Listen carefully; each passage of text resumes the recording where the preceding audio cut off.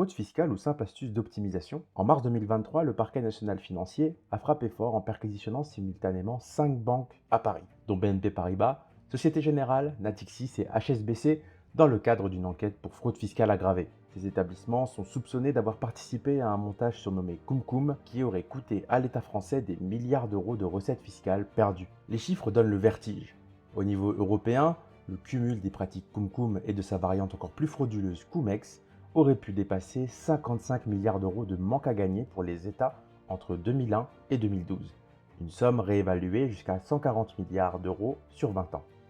Rien qu'en France, on estime que le Cum a fait perdre 1 à 3 milliards d'euros par an au fisc ces dernières années, soit possiblement plus de 30 milliards au total sur 2 décennies.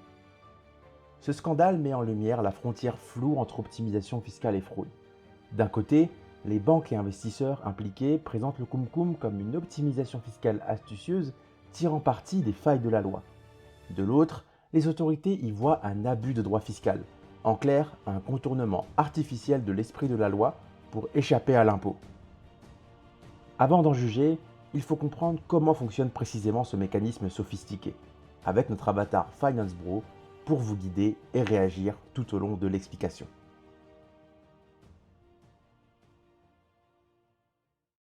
Le Cum est un montage d'arbitrage de dividendes utilisé pour éviter la taxe sur les dividendes versés à des investisseurs étrangers. Concrètement, il permet à un actionnaire étranger d'une entreprise française cotée d'échapper à l'imposition à la source sur les dividendes, en s'appuyant sur une entité locale qui, elle, ne paye pas ou peu cet impôt. Chaque étape prise isolément est légale, ce qui fait que le Cum a longtemps été vu comme de la simple optimisation fiscale. Voyons pas à pas comment cela fonctionne. Imaginons un investisseur étranger, un fonds X, qui détient des actions d'une société française, par exemple entreprise ABC. Avant la date de versement du dividende, cet investisseur transfère temporairement ses actions à une banque française ou une filiale locale. Cela se fait généralement sous forme de prêt de titre ou de vente temporaire avec un accord pour racheter les actions plus tard. On peut assimiler cela à un emprunt de titre par la banque. Lorsque le dividende est distribué par l'entreprise ABC, c'est désormais la banque française qui apparaît comme propriétaire des actions. En tant qu'institution financière locale, elle bénéficie d'une fiscalité allégée sur les dividendes, soit une exonération fiscale, soit un taux de retenue à la source réduit grâce à des conventions fiscales. Par exemple, si normalement un investisseur étranger aurait dû subir une retenue de 30% sur le montant du dividende, la banque, elle, peut n'être taxée que de 0% ou d'un taux inférieur aux 30% d'une personne physique. Elle encaisse donc le dividende quasi intégral net d'impôts, ou presque. Une fois le dividende encaissé, la banque rend les actions à l'investisseur étranger conformément à l'accord initial. L'opération ne dure que quelques jours autour de la date de versement du dividende. La banque reverse également à l'investisseur l'équivalent du dividende qu'il aurait dû toucher, en retenant une commission au passage pour prix de son service. En somme, l'investisseur récupère ses actions et le dividende augmenté du montant de l'impôt évité, moins la commission versée par la banque. Tout le monde y gagne, sauf le fisc. En suivant ce schéma en 4 phases, le résultat est que l'investisseur étranger touche son dividende sans payer l'impôt normalement dû, grâce à l'interposition momentanée de la banque locale. Le bénéfice fiscal de l'opération est ensuite partagé entre l'investisseur et la banque. Du point de vue légal, chaque étape du Cum s'appuie sur des mécanismes autorisés, prêt de titres, application de traités fiscaux, etc. Cependant, l'intention réelle est de contourner l'esprit de la loi fiscale, ce qui fait que les autorités considèrent désormais ce stratagème comme un abus de droit, voire de la fraude fiscale déguisée. En France, le parquet national financier résume le Cum comme un montage permettant à un actionnaire étranger d'éluder le paiement de la retenue à la source appliquée sur le dividende. En d'autres termes, c'est une évaporation organisée de l'impôt. Mais Finance Bro, pourquoi appelle-t-on cela Cum? En latin, cum signifie avec et ex signifie sans. Dans le jargon boursier, une action cum dividende signifie qu'elle est détenue avec droit au dividende, tandis qu'ex dividende, vous l'aurez compris, indique qu'elle est sans dividende après la date de détachement. Le montage cum joue sur le cum, avec dividende en local pour éviter l'impôt pour repasser en ex, sans dividende, vers l'étranger une fois le dividende touché. Il existe également un schéma encore plus poussé appelé Cumex. Celui-ci permettait à des investisseurs de se faire rembourser plusieurs fois un impôt qui n'avait été payé qu'une fois en multipliant les allers-retours de titres autour du jour de détachement. Le CumEx, mis en œuvre notamment en Allemagne dans les années 2000, est clairement reconnu comme une fraude délibérée et a conduit à des condamnations. Le CumCum, lui, a longtemps navigué dans une zone grise légale tout en causant de lourds manques à gagner pour le trésor public. Nous parlerons du CumEx dans une prochaine vidéo. Le montage CumCum est resté relativement discret jusqu'à ce que des enquêtes journalistiques et judiciaires en révèlent l'ampleur. En 2018, le journal Le Monde et ses partenaires européens publient les CumEx Files, une investigation qui lève le voile sur ce scandale des dividendes frappant plusieurs pays. On découvre alors que plusieurs États européens ont été lésés dans des schémas CumCum et CumEx pratiqués à grande échelle depuis le début des années 2000.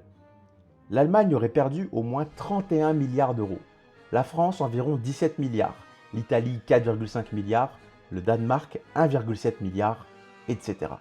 du fait de ces stratagèmes sur les dividendes. Ces révélations choquent l'opinion et poussent les autorités à réagir. En France, une première réaction législative survient dès 2018 avec la mise en place d'un bouclier anti-CumCum, censé empêcher ce genre d'arbitrage de dividendes. Cependant, ce dispositif initial s'avère insuffisant.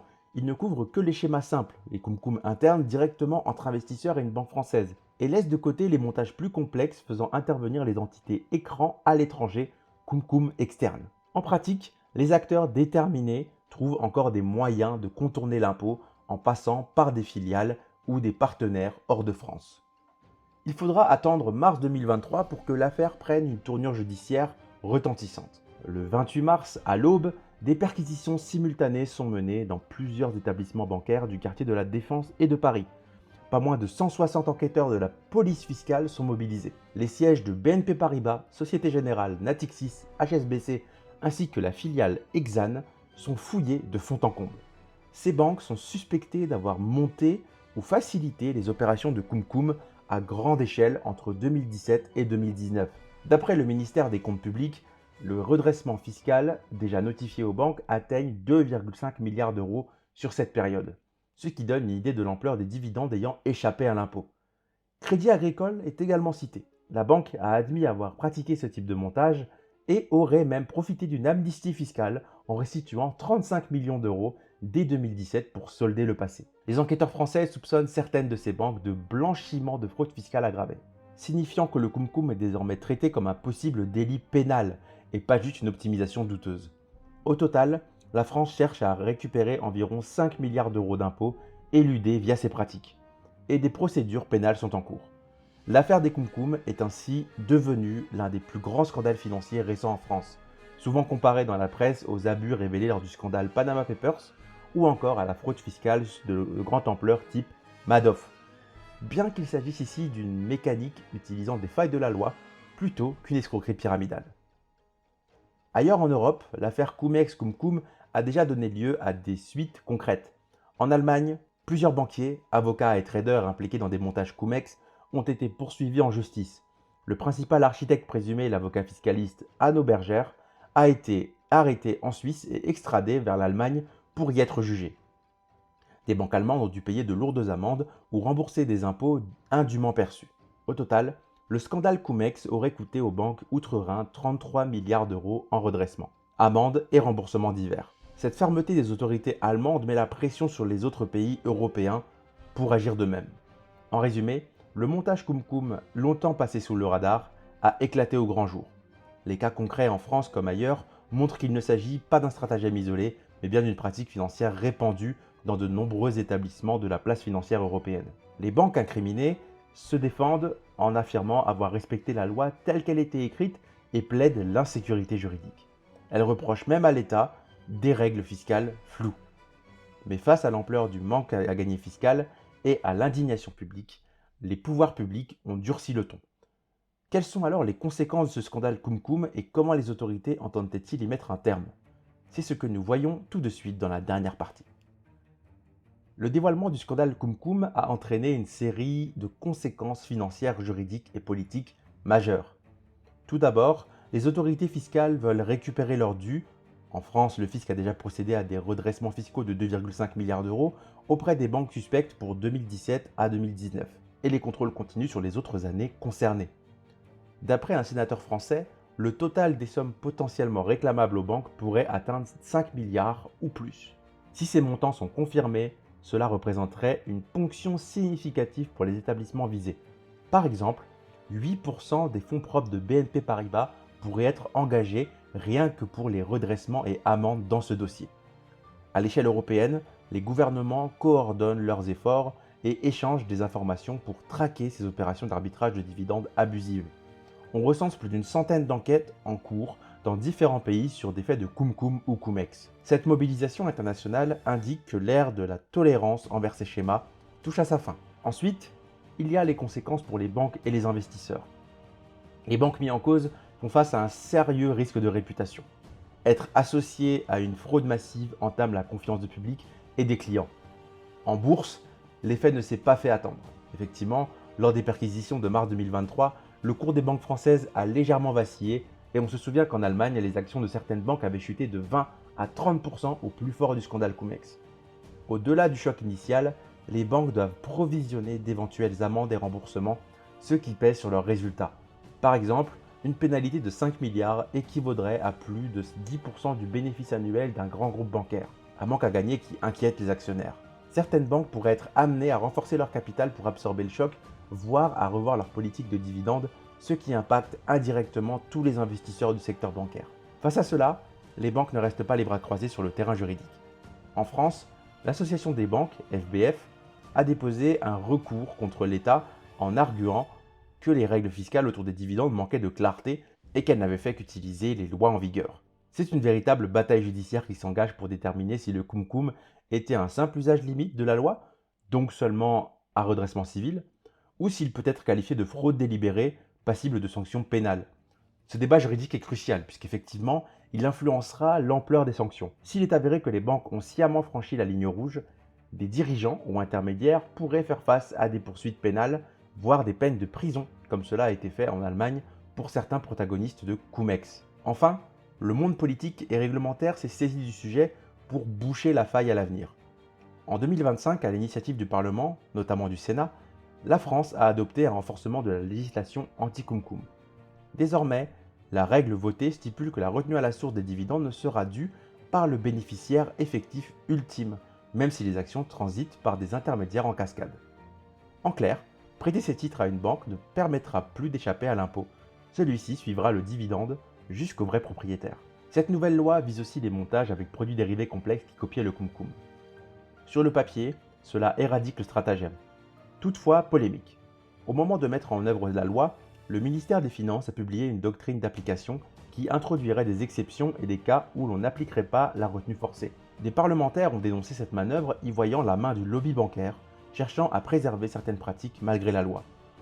Ce bras de fer entre le législatif et l'exécutif illustre la tension entre la volonté de lutter fermement contre l'évasion fiscale et les pressions du secteur financier, inquiet de voir la liquidité du marché perturbée. Au niveau européen, la Commission et les États membres travaillent également à combler les écarts réglementaires. L'une des causes du problème vient du manque d'harmonisation fiscale en Europe. Chaque pays ayant ses propres taux et règles de retenue à la source, les montages cum-cum ont exploité ces différences. Des pistes sont à l'étude pour mieux coordonner les régimes fiscaux ou au moins intensifier l'échange automatique d'informations sur les paiements de dividendes transfrontaliers. L'objectif affiché, qu'aucun acteur ne puisse plus jouer d'un pays à l'autre pour faire disparaître l'impôt. En somme, le scandale des cum-cum aura été un électrochoc. Il a mis en évidence à la fois la sophistication de certaines pratiques d'évasion fiscale et les lacunes de la législation qui ont tardé à les contrer.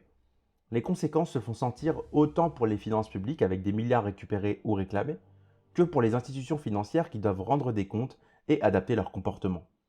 Ce dossier symbolise aussi le défi de notre époque en matière de fiscalité. Comment faire en sorte que les grands acteurs financiers contribuent équitablement dans un monde où l'innovation financière va plus vite que la loi? L'affaire Cum-Cum est loin d'être terminée, mais elle a déjà marqué un tournant vers plus de vigilance et de coopération internationale contre la fraude fiscale. Vous avez apprécié cette plongée dans les arcanes d'un scandale financier? Sur Finance Bro, on adore décrypter avec vous l'actualité économique et les rouages de la finance.